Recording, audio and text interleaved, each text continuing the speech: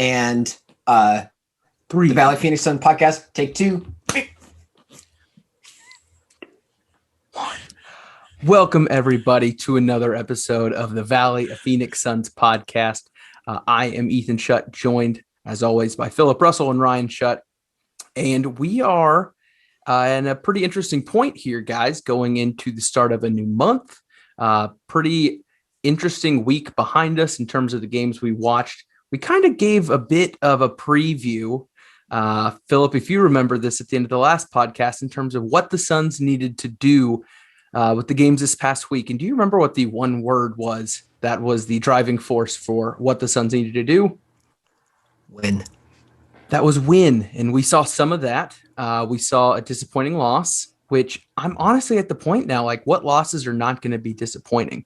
Which, as a man that's witnessed a couple 40-point beatdowns on the other end of things, not a bad sentence to say. But looking at this week in recap, started off with, like I said, the disappointing loss to the Hornets, 124-121. Follow that up. Honestly, it looked like it was going to happen again. That Bulls game did not go according to plan in terms of what I expected to see. Suns were down by as much as, I think, 16 or 17 in the third quarter.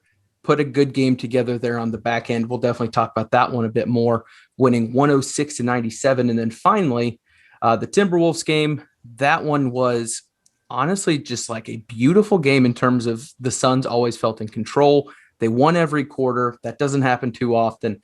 Winning that one 118-99. And like I said, I think we all would agree that we wanted a 3-0 stretch there. But big picture, I don't think this is one you can really look back on and be too upset. Anything stand out to you guys? Just kind of quick bits in terms of this week. What stood out to you the most in those 3 games? It felt a little bit like just kind of a run it back week where you have the upsetting loss to start things out where you probably lose a game that you shouldn't. Then you get a win where you have to come back scrapping hard in the fourth quarter, and then you put the pedal to the metal to close out the week. It felt very much like a Groundhog Day situation where we kind of just had a replay of last week. Playing wise, man, Saric is just a dog. I love watching that guy play. Since his return from injury, he has just really stood out to me. He doesn't put up flashy numbers, but the contributions he made this week especially have been really nice. Yeah, it's one of those things. He's never going to jump off the page in the box score. I agree, Ryan. The numbers you see floated on Twitter where he's involved are always in the net rating type categories, best lineups in terms of that type of thing. Like, he seems to always be on the court when things are going well. Philip, any tiny thing kind of pop up to you as we kind of look past this last week and kind of what we saw as a whole? Well, bouncing off of the Dario issue is that you got a win when he was out against Chicago, which was good. And then you got a win against the Timberwolves. And by the end of the game, a pretty handy win when Chris Paul didn't play particularly well. So seeing some games and seeing some resiliency from the team where they can get the wins and they can even get blowout wins, even when they're not clicking on all cylinders, which is a great sign. And it's especially a great sign when you think about the playoffs eventually. And it might not, in the playoffs, it might not be that D-Book is having a bad game or CB3 is having a bad game. It might be that the defenses they're playing are queuing in on those guys, and the game plan is to take them out. What can the rest of the team do? And seeing these games where other guys are going to step up, whether it's a great DA fourth quarter, a great Cam Johnson fourth quarter, both of those happening against the Bulls, that's a really encouraging sign for the big picture of this season.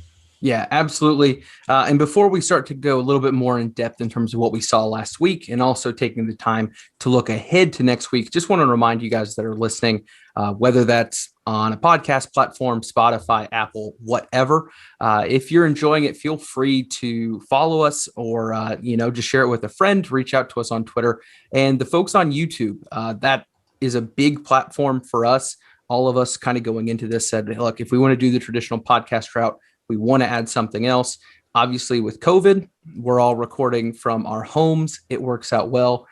Big picture, we want to get all in one room and actually do this the right way. But we want to just say thank you for the listens and the clicks for the first 2 weeks. Views on YouTube have been awesome. Early subscribers have been awesome. So thank you for that. We plan on doing this for a long time, as long as we can, as long as the Suns are good, maybe. No? Okay, let's not go too hard on that one. But Tuesdays every week, new content coming out on YouTube, the platforms as well. So just wanted to put in a quick reminder there.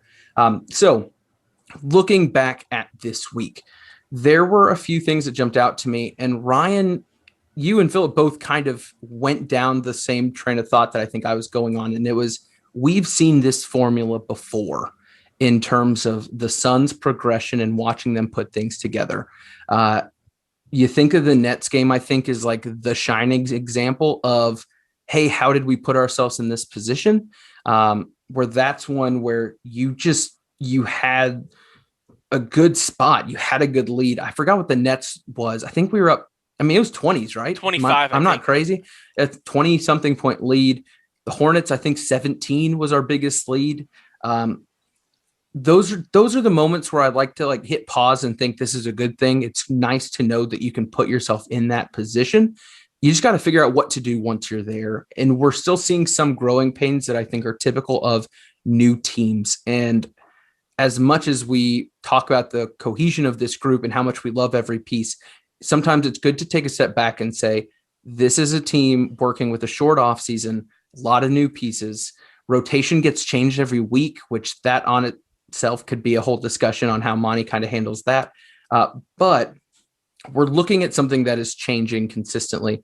And so it's not that crazy with that lens to think of blowing a lead or two throughout the season.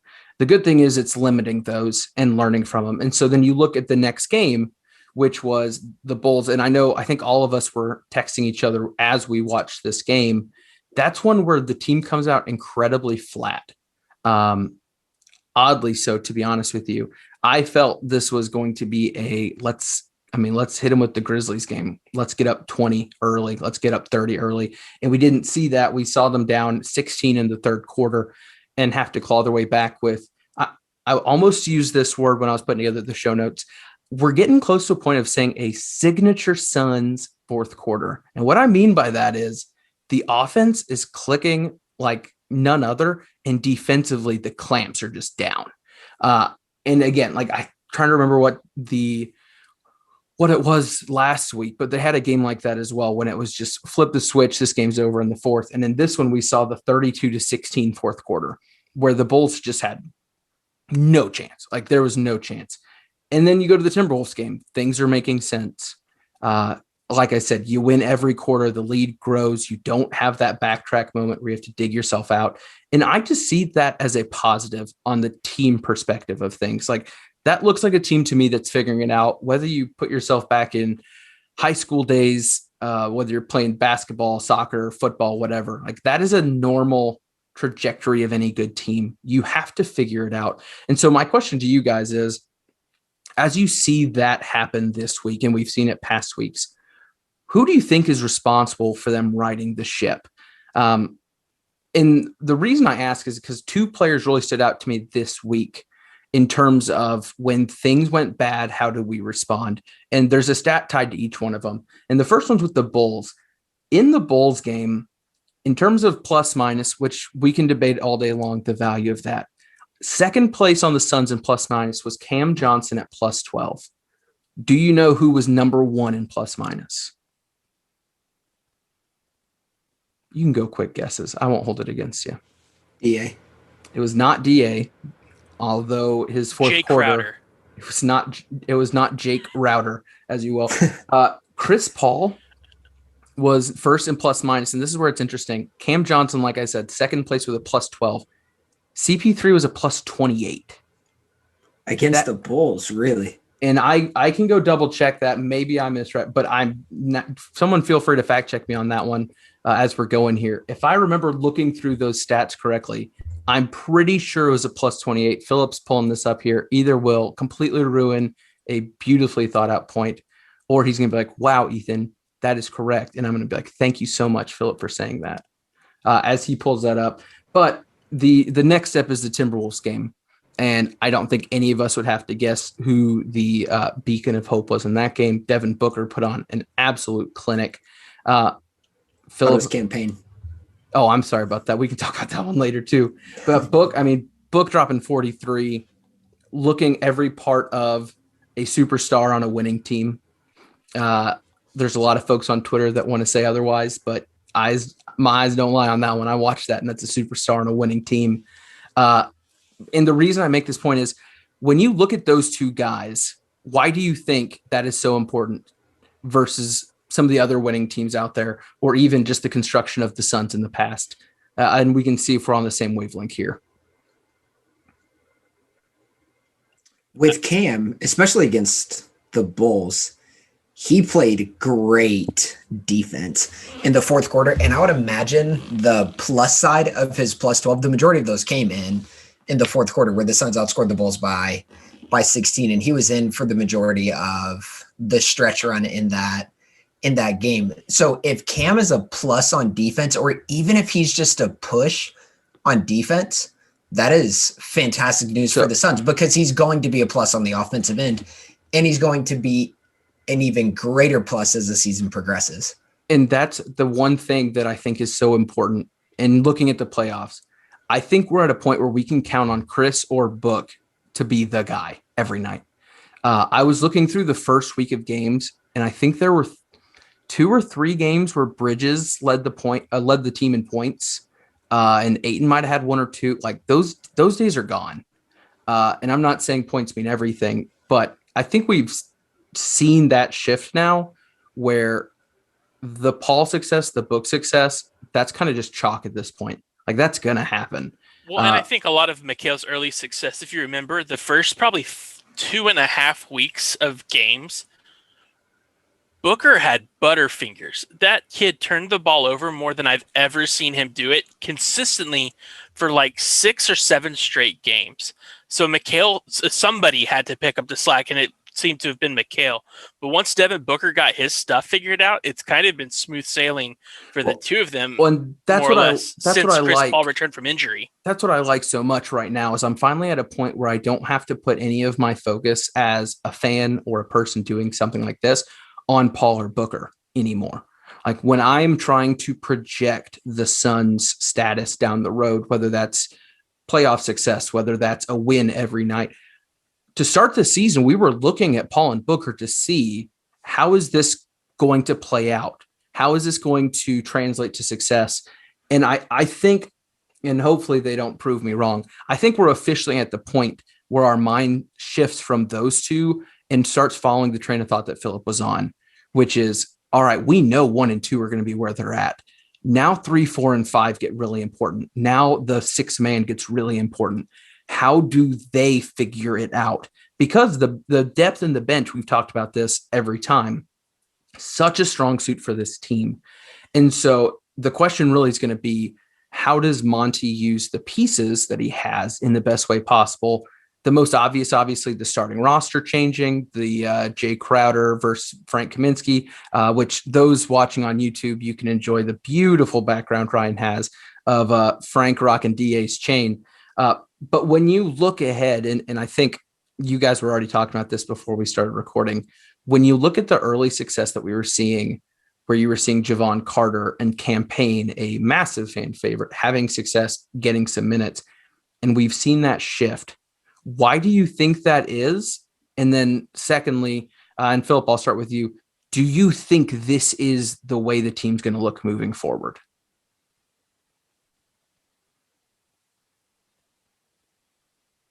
My bad. Everything's more complicated now. It's a more complicated offense system. There's more ball movement. There's more read and react than there probably was early on in the year. One of the things that I've noticed from Campaign recently is that he dribbles a lot, which is okay for a spark plug off the bench. But when you get into that second unit and he's going to be playing minutes with Dario and Cam Johnson and maybe even an E'Twaun Moore, you're probably going to be looking for an offense that's predicated more on ball movement rather than one spark plug scorer. So unfortunately, the season might be progressing in RIP to Ryan's Twitter bio. It might be progressing in a way that sees Cam Payne have less and less of a role as the season progresses, especially if you're getting additional contribution from Cam Johnson on the offensive end, because Cam Payne services might not be needed anymore. And instead of having Cam Payne in with that second group, you can put E'Twaun Moore in, who's going to be a significantly better defender. I mean, I see where you're coming from, and I agree to an extent. But it was just 3 weeks ago that everybody on Twitter was complaining that E'Twaun Moore wasn't touching the floor. I think what we're seeing is a rotational system where Ethan seems to disagree, but I think what we're doing is we're writing a rotational system where the guys who are playing well are going to play. And if one of these guys that we have goes into a slump, I don't think it's too big of a step back to have somebody like Cam Payne come in. I think the bubble proved that he's more than capable of getting big minutes when it matters. But I just think we have a very much a good rotational system where if somebody's not got the hot hand and somebody else is feeling it, they might get a couple minutes more for a few games. So my thing is, and this goes very against what I'm seeing on Suns Twitter, which is either the optimism of Ryan's point or just the screw it, I want what I want, which, everyone's entitled to that. I keep seeing people complaining about why is E'Twaun Moore getting minutes. I'll occasionally see that. Oh yeah, Philip with this surprised face over there in the corner. That's because you're not. Yeah, you're not engulfed. So here is why that's being brought up. I think one time I'll see that is if it's comparing to Langston Galloway, which to Langston's credit, like when he comes in, he does his job. And as soon as Monty realizes he can't play defense, he's out of there pretty quick. So it's not like he's out there costing us much. And if he's out there, he's doing good. So it's always easy to be like, oh yes, I always want him out there. Logistically, that's just not going to work. What I'm seeing is the campaign stand saying, why is E'Twaun Moore taking Cam's minutes? And Philip, I think you mentioned this earlier in the week. Campaign's defensive numbers, obviously, will stand out if you'd like to go check those out.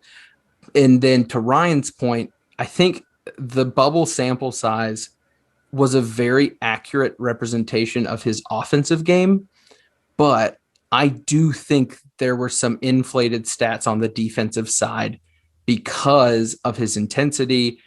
And when you kind of look back on who we were playing, one, I don't think those people were prepared or well scouted for campaign, what he was going to do. I mean, the dude just kind of came out like a menace. Tasmanian Devil, full court press, Javon Carter, treadmill mentality style, if you will. Like, he went after it. But as the season has progressed defensively, I think I agree with Philip, which is once he is at the Langston Galloway point where if your offense isn't doing exactly what we need, you then are becoming an immediate defensive liability. E'Twaun Moore, by no means a stud defender, but he is someone that always knows when to rotate. He always knows when to switch. His communication is that of a veteran. And there's just not many times you're going to watch a game and look and be like, wow, E'Twaun messed up. I don't think you're ever going to look and be like, wow, E'Twaun turned things around. But he is just a solid guy that you know what you're getting. And my guess is that is something that is very, very high on Monty's importance list when you're then factoring in that we still have a whole lot of young guys out there. Because our rotation is young. Like, I know Dario's a vet, but he's like, what, my age? Maybe 25 or something? And then the majority of the roster is just younger and younger under that. So I don't know. I'm not as all rah-rah. I know people love campaign and personality. Like, I completely get it. The love that and the spark that he brought, I get that too. But I genuinely am pretty happy with the way Monty is starting to turn the lineup because it seems to be getting results. I mean, the February record, what, we're like 12-3 or something? Like, it was phenomenal. I don't remember a time the Suns had a whole month that good. And I think you then see that when one of your players wins Player of the Week twice. We can set aside how many times Booker probably should have won it already. But it seems like they're building something that is repeatable and sustainable. And that's what I like. Like the success isn't predicated on one small variable going right. It's a bunch of fixed, controlled things that should be easy to replicate, I would hope. And if there's one team in the NBA right now that seems to be, figuring that out and then having the success, it's the Jazz, right? I mean, that's at least what I'm seeing. Yeah, I mean, the Jazz are just the Suns perfected in a sense. If you think about it, I mean, I'm not saying they're a perfect team by any means, but they are exactly, and I think we've talked about it last week on the show. The Jazz are who the Suns should be emulating, basically 1 through 5, and in the way their play style is right now. They are seeing the fruits of their labor. They are seeing the benefits of the grind that they've put in to get the team where they're at.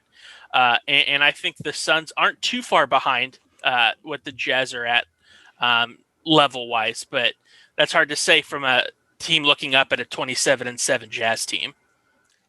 Yeah, and one of the realities with the Jazz is that their defense is just so stout, and the offense is fine in Phoenix, but it seems that defense is going to be the wild card for this team. And when it comes to rotations, then you're probably going to be looking for better, especially guard and wing defenders on the defensive end. But even to incorporate another parallel with the Jazz, we all know Rudy Gobert anchors their defense, and something that we saw from DA, especially the last 2 games, the fourth quarter against Chicago, and then really the whole game against the Timberwolves, is that his defense can be a real problem for teams, especially if a team is cold from the outside.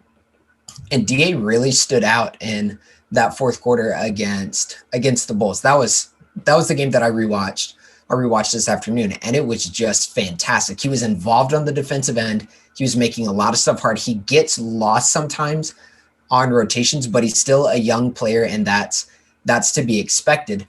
But then where he has additional benefit then is on the offensive end, because his job on defense is to make everything hard, and he does a good job with just how big he is, especially when he squares up the driver or squaring up Karl Anthony Towns when he's backing him down.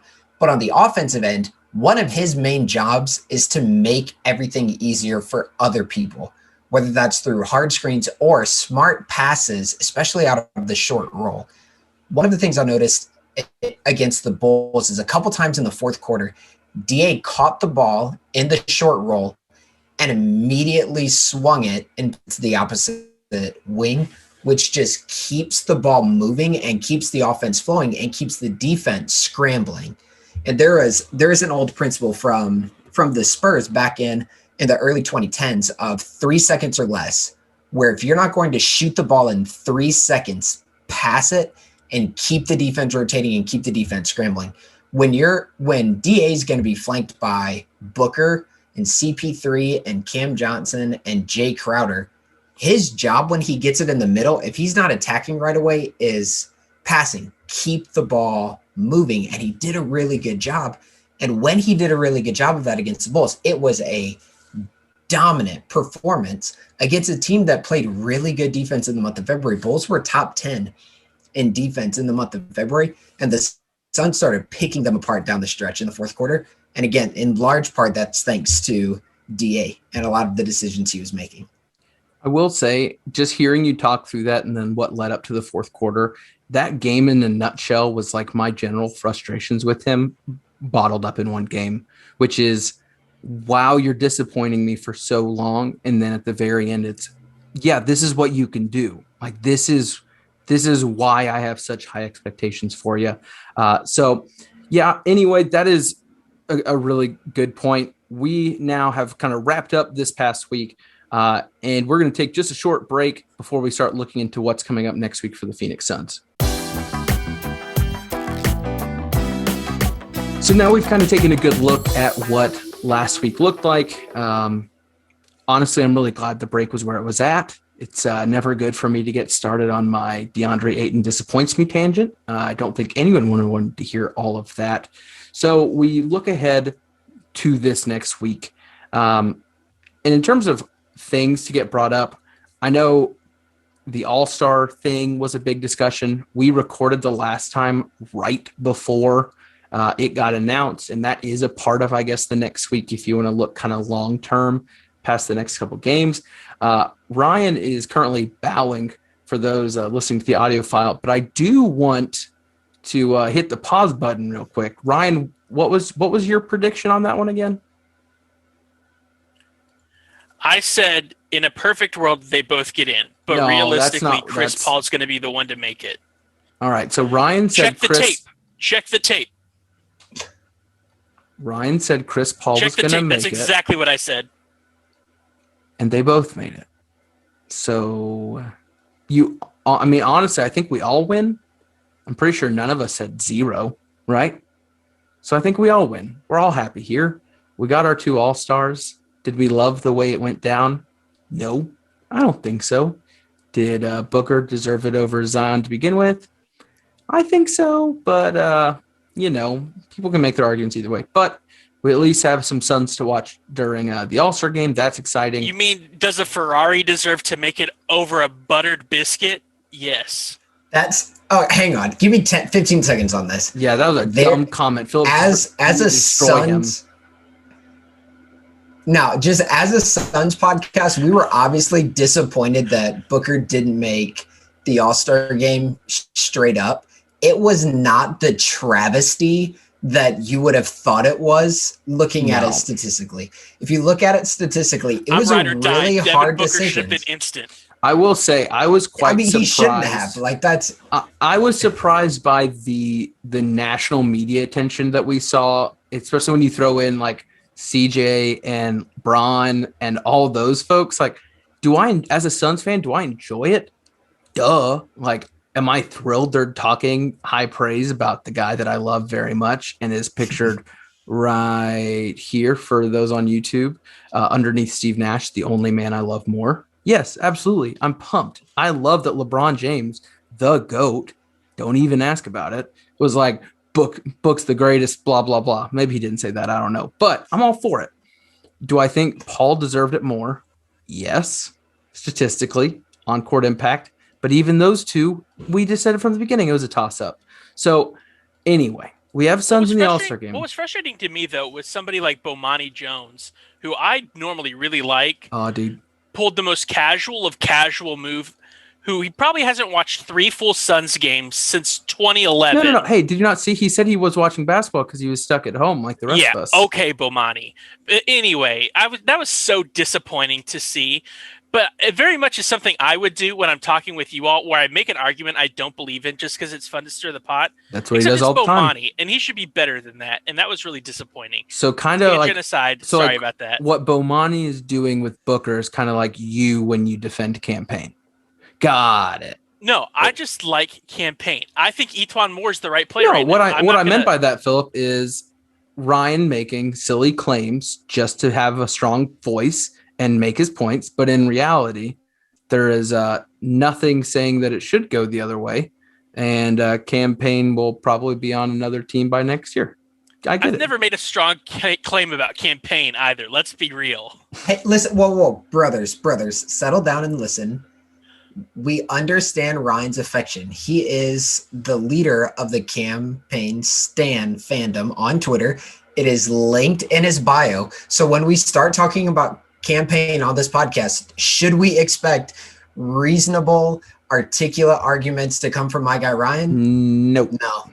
Should not. Y'all are like making it sound like I think campaign should start above Chris Paul. You heard it right there. For the last 3 weeks, I have no problem with them sitting. I just heard Ryan say campaign should start over Chris Paul. Please don't check the context. That's where the clip will start and end. I would say clip it and put it on Twitter. Let's see what happens. The all-star nonsense is officially behind us because honestly, people care more about who gets announced than they actually do the event or the game. unless you have strong takes on coronavirus and what should be going on there. But let's be honest, there shouldn't be an All-Star game anyway. We'll leave that for another podcast. But before we get there, we have two really, really, really big games, in my opinion, leading up to it. The first one tomorrow night, which is Tuesday night on TNT against the Lakers. That is, I'm excited. I'm pumped for that game. It either is going to make me so happy and proud or break my heart. And then I think that it's easy kind of stop there and be like, that's the game of the week. Thursday against the Warriors, to me, just as important. Because I think you're having two straight games. One, you're going against a true contender, see how you stack up. And then if we're not looking too far down, you're looking at a team you could be playing in the playoffs with the Warriors. We'll talk a little bit more about kind of what we think the playoffs might end up looking like real early, obviously. But if you're playing against LeBron, you're playing against Steph Curry, it's a big game. I don't care who else is on the court. So when you're looking at these two games, do you guys think there's a chance the Suns head into it on a little 2-0 this week, kind of continuing the win streak that we've seen up to this point? Or do you think that's probably a little too much to ask after watching the Lakers just manhandle the Warriors and others the last few weeks? I'm feeling good about the 2-0. I'm feeling optimistic. I love it. I think my thing is we've kind of fumbled a little bit against some of the better teams the last couple times. I'm expecting a really good outing against this Lakers team. As pessimistic as I am a lot of times about DA, I'm hoping to see a big game out of DA, maybe against the Lakers. He seems to play better at times when he's got a bit more of a challenge in front of him, and I think this Lakers game, we've definitely got something to fight for with them right now sitting at the 2. And the Kelly Oubre revenge tour is going to get smashed. I believe it. So my quick question, just talking Lakers, what's Davis's status right now? He's out past the All-Star game. Have they said how long he's going to be out? His 2-week injury got extended to 4, and they'll reevaluate after the All-Star game. I thought I saw something. So you're looking at a Lakers team right now that I don't have the numbers in front of me. I got to assume that Montrezl Harrell probably has been their number one center in terms of minutes. Gasol probably too. My thing is both of those players are a very easy matchup, I think, for Ayton. One of which I'm not talking like the one-on-one matchup. I'm thinking like he does play well on TV. We have determined that if Ayton's playing well, or if he's playing on some channel that's not Fox Sports Arizona, he tends to do well. Just so that people, keep talking about the fact that he needs a big contract. I respect that. The man's got to do his thing. But no, I was just thinking in terms of the Lakers matchup, you've got Gasol, who I think Ayton can beat with quickness, and then Harrell, who I think he can beat with height. So if you're just projecting what could happen, I could see that being a big one for him, even on just the rebounding end of things too. Like, I wouldn't be shocked. I will say defensively, he still is in my I'm concerned about you. We talked about this last week, right, with the Nets just absolutely taking him to school. I mean, defensively on the perimeter, the one thing that we were like, this is where he can be the guy, that was a concern. I'm curious how that's going to work the next 2 games with 2 of the best minds in basketball on the other end. I think one of you guys sent me the video thread on Twitter where it was just watching LeBron dissect the Heat. Someone on Twitter, I wish I had that pulled up so I could give them the props they deserve. It was literally just play-by-play of watching the Heat and Lakers go back and forth. And it was just LeBron single-handedly saying, this is what I want the outcome of this possession to be. I'm going to make that happen. And if you don't let me do that, I'm going to make it worse for you because I'll find someone wide open. And so defensively, obviously, the Suns have been a massive surprise. We're one of 2 teams ranked in the top 10 on offense and defense. I'm hoping we look the part of a contending team. And if that's a close loss, I'm cool with it. And I'm not here to be Mr. Consolation prize. But if you lose a close game to the Lakers with the Lakers playing well, I guess that's the other caveat. Like, I'm cool with it. The Warriors game, on the other hand, I do feel like that's a game you need to win. just going back to, you need to beat the teams you're supposed to beat. And I do think the Suns right now are in that realm of teams. I think you've got to beat the Warriors. Philip, I know you watch the Warriors about as much as anybody. Obviously, the Lakers, we kind of know what they're bringing to the table. What do you think in terms of Suns Warriors in that matchup? So it's an opposite problem with what you're going to have against the Lakers. The Lakers' wing size is going to be a difficult matchup for the Suns. But then against the Warriors, the Suns' size should prove to be a bit of an advantage, especially when they're rolling. The Warriors are going to roll out Michael Mulder, Damian Lee, Steph Curry. A lot of times you have three small guards flanked by Draymond, an undersized 4, and an especially undersized 5, and then question mark at the 5. Kevon Looney sometimes, James Wiseman sometimes. So it's going to be, size will be the advantage in that game. The biggest challenge, and it'll actually be the challenge in the Lakers game and the Warriors game, is how well the Suns' young players respond to how complicated the Lakers and Warriors can get on the offensive end. DA, we've mentioned it this time, and it's pretty well known. DA can kind of get lost, and he gets a bit turned around in rotations and where there's a lot of action taking place. And the Warriors, especially their starting lineup, runs a read and react offense where there are no set places where they're necessarily going to go on the court. So it's not something you can necessarily scout, but they have principles that they're operating on. So you don't know where Steph's going to go after he passes the ball. He's going to go somewhere. And then what, for example, Michael Mulder's going to do is based off of where Steph goes. And that is hard for young players to keep up with and react to. So as much as anything, almost outcomes to the side, I want to see how well the Suns respond to the offenses that they're going to be facing. Very different offenses. LeBron's going to run a lot of the show against the Lakers. There's going to be a lot of read and react ball movement against the Warriors.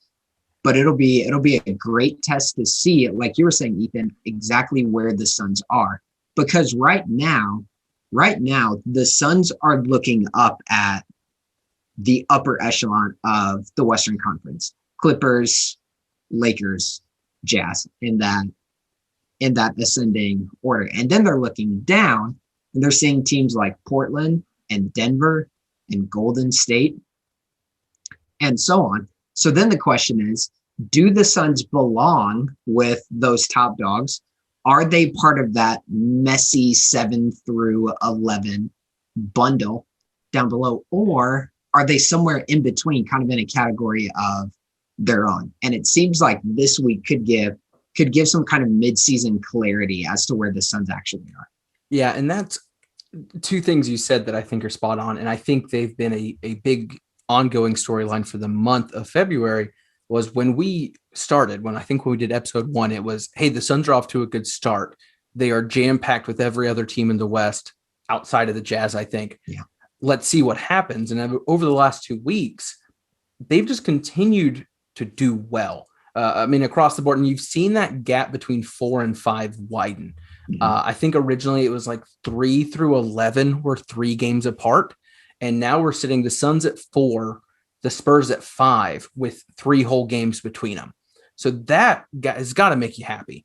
Let alone how scary the 7 or 8 seed is given the new play-in game and that whole setup. I mean, you want to be up, but to be able to see the Suns stay and kind of cling to that top group has been great.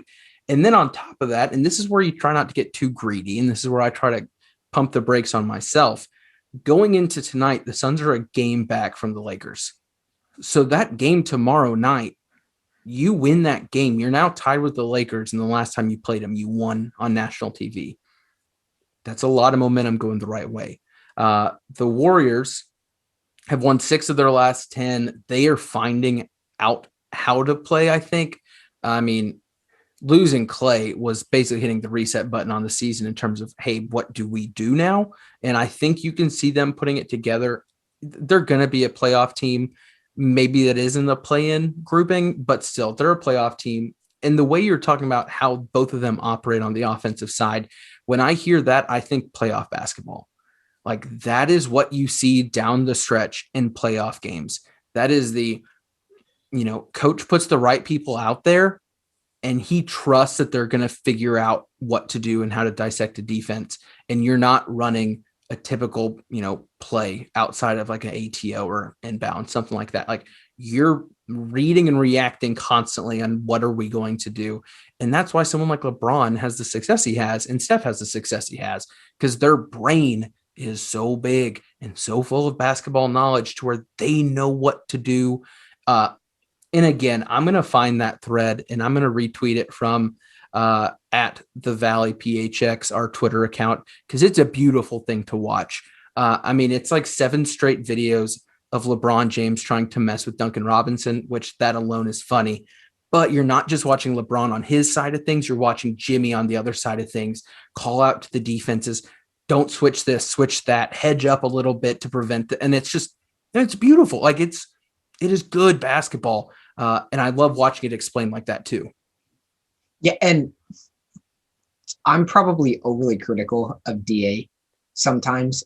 I think we all are, but yes, proceed. He's still a very young player. So almost preemptively just warning Suns fans going into this week. James Wiseman is an incredibly talented player. He is fantastic, but Steve Kerr cannot play him with their starting rotation right now. He can't hang from a basketball IQ standpoint with Steph and Dre. They play and read and react at such a high level. And that's why Kevon Looney is starting most of the Warriors games, because Kevon has been there. He understands how Steph and Dre want to play. Now, bring that back to the Suns to illustrate this point. DA is playing with one of the greatest basketball minds in the league right now. Playing with Chris Paul is no easy task. And all you have to do is watch pick and rolls, and even Booker's getting there to where if DA's setting a pick to the right, they aren't going right every time. They're jab stepping and then going off to the left. They're snaking, they're splitting the defender if the defender hedges or blitzes too high. So there's still for DA a lot of basketball to learn, even as a third year player. So as someone who's admitting to being overly critical, just kind of a message to the Suns fans, you might see some of DA's weaknesses exemplified this week, but this is a great week for him to just kind of be in it and grow through the course of the ringer that he's about to have on Tuesday and Thursday. Yeah. And I think the Bulls game was again, for as frustrating as it can be and how good as it can be kind of all in one game, one of the biggest things that came out this week from the press conferences was how proud Monty was of how DA responded.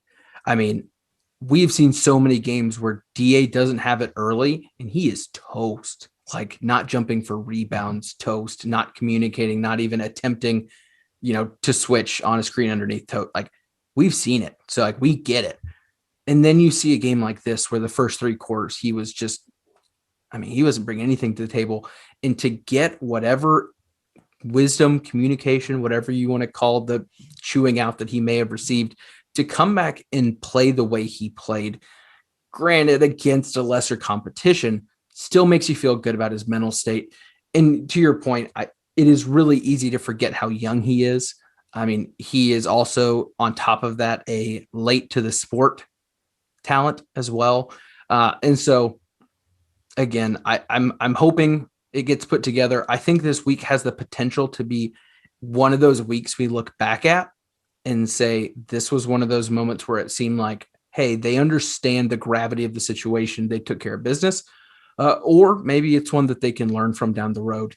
But as we kind of, like I said, take that last little step back as we close out, Jazz are currently number 1 in the West with a 3.5 game lead over the Lakers, which that's phenomenal. Like I don't like the Jazz really at all, but man, give them their credit. They are playing so well on both sides of the ball. Like, again, I know it's kind of funny. Like everyone wants to be like, we want to be the next Warriors. We want to be the next dynasty, whatever. Like in terms of the play style, if you can get yourself to be a Jazz right now, offensively, defensively, just solid.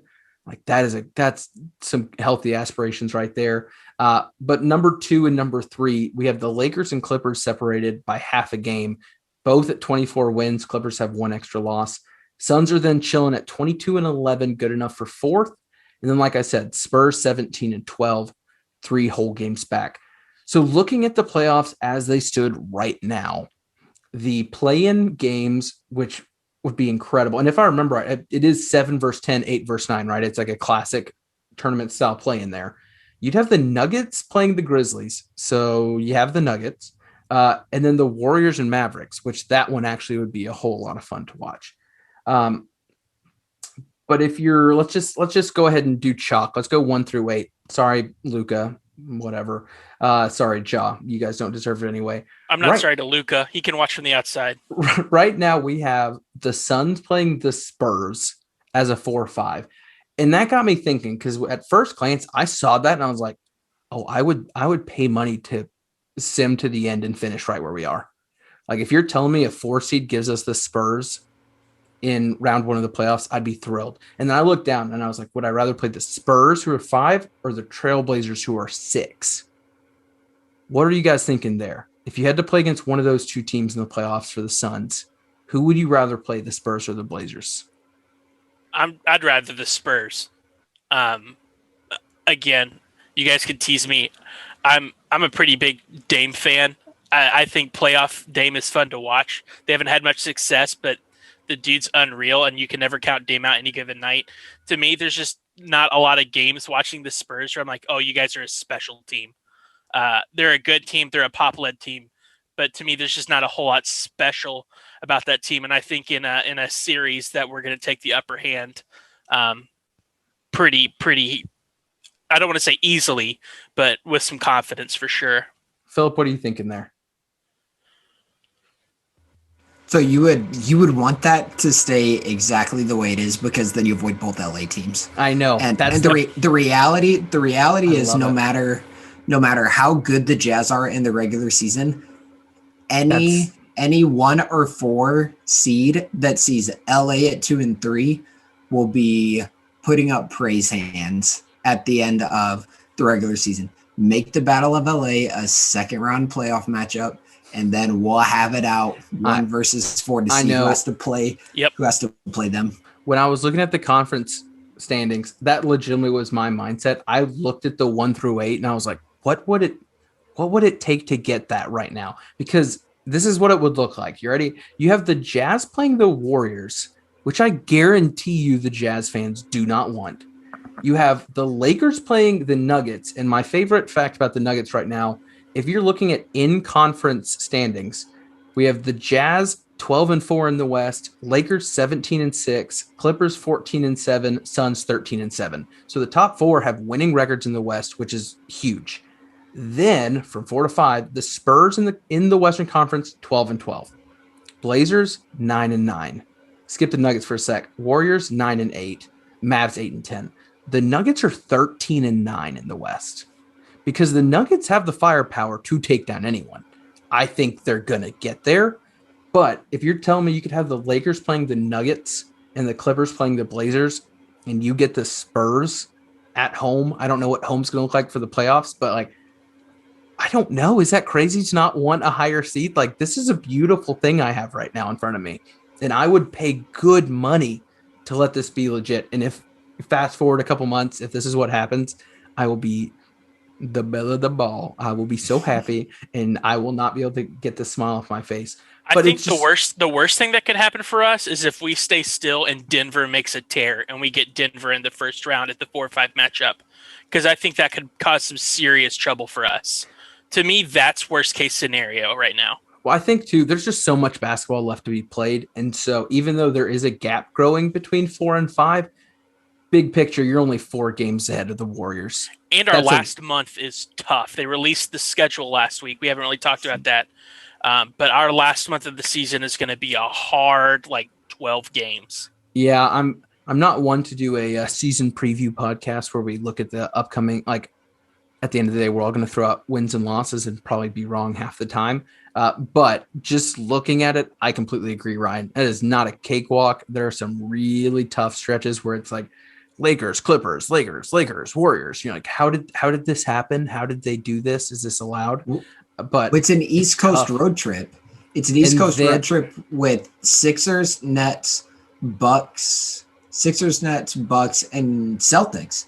4 games in a row, and then you come home from that road trip and the Clippers are waiting for you. So April's going to be tough, which just elevates the importance of these games in the middle of the season. Yep. These are the ones, and we talked about with the Nets. There are games you don't want to look back and say, how did we end up losing that, when every win matters a whole lot. And these two are ones that if you get these, it makes it a little easier to take that loss down the road. So I don't know. I'm curious to see how it all works out. If we had to go ahead and write it down, give ourselves a little accountability. Lakers, Warriors, Philip, how did the Suns fare this week? 1-1. 1-1 beating, make it more specific. The Warriors. Beating the Warriors, Ryan? I'm feeling the 2-0 this week. I'm not doing this just so we can all have differing opinions. I want you to know that. In my mind, I see a surprisingly great Lakers win followed by a 25-point loss to the Warriors. It's just so on brand, it could happen. But 25-point loss is a little rough. Could you not at least give us like a 16-point loss? No, dude. Steph Curry. Do you not listen? Steph just got destroyed, and his press game or the post game, whatever. It's like, yeah, these guys are still trying to make up for those losses the last 5 years. That is a guy I don't want to mess with. Because I think he gets one bad loss and then just goes on 50 points and 40 points and like 11 of 12 from 3. Like, he's terrifying, like legitimately terrifying. Watching the clips from just the last few weeks of, I don't know, with Clay not on the court, it just seems like he just has the biggest, brightest green light in the whole wide world to just do what he wants. And when he's feeling it, he's like, I'm feeling it, so I'm going to go. And I don't know, those guys terrify. I mean, it's the same thing with you and talking with Dame, Ryan. Like, it's those guys that just, you're scared when they touch the ball. Yep. And I don't know. It'll be fun. I think it's going to be fun. I'm excited that tomorrow night's game's on TNT. It's going to be fast basketball, too. Shoo, I hope so. I hope Campaign doesn't dribble the ball into the ground and slow us all down. But he's not going to touch the floor. Don't worry. That's true. I'm probably going to get so much hate from the 5 people that are listening right now still that are like, why does he not like Campaign? We love the paint train. Sorry, I like winning more, and sometimes that means 3-1 more gets on the court, and that's okay with me. And Campaign gets traded. Oh, yeah, that was Philip's hot take, by the way. If no one heard that, that would break. Be traded during the break. Oh, that would be brutal. I will say, as we come to a close, one last thing that stood out to me in the Timberwolves game, and it was just exemplified even more, I guess, brought to light even more, Ricky Rubio's interview today where he said, I feel like we're not building towards anything. Ricky! And that broke my heart. My sweet boy. I have got Ricky over my right shoulder here on the wall. Man, that is heartbreaking. And I love Ricky. I wish him the best. I hope he magically makes his way back to Phoenix, if nothing else, so that he can, quote, sit on my deck, enjoy the sun, and drink my coffee. Maybe you could trade Campaign for Ricky Rubio. Ooh. Maybe Ryan. Do those salaries match? It can't happen because we traded him. It can't happen this year, so that means Campaign stays on through the break. So I'm cool with it. Next season, Cam for Ricky. It's a win-win for me. Well, boys, enjoyed it once again. Hopefully, we've got some good stuff to talk about come next week. I don't even know. I guess we have to watch the All-Star game. If you're on a Suns podcast, you got 2 guys in the game. I feel like you got to. We'll try to find something interesting with that. And isn't Mikhail in the defensive challenge? What exactly does that look like for the folks at home? Defensive drills. It's just like a showcase. You have to guard Kevin Durant 10 one-on-one possessions and see how many times he scores. I'd pay to see that. Well, hey, enjoyed it. We will be back next Tuesday. Again, if you're listening on YouTube, feel free to click that subscribe button. Smash that. Is that how that's how the youngins say it, right? Smash that like. Smash that like button, hit that subscribe button. And leave us some comments. For those, well, I would like to put one small caveat on that. The first comment we ever got was a spam link, and I had to delete it. So real roller coaster of emotions, thinking like, oh boy, someone wanted to talk to me. And then it was like, click this link for 5 million V-Bucks. And I was like, never mind. Probably not. So those that want to comment and have actual good comments and are not robots, feel free. And again, we're on Twitter at the Valley PHX. Feel free to reach out to us there as well. If you have questions that you want us to answer or any good discussion questions that maybe we could talk about here on the podcast, reach out. Again, for Philip and Ryan, I'm Ethan. This is the Valley of Phoenix Suns podcast. We out.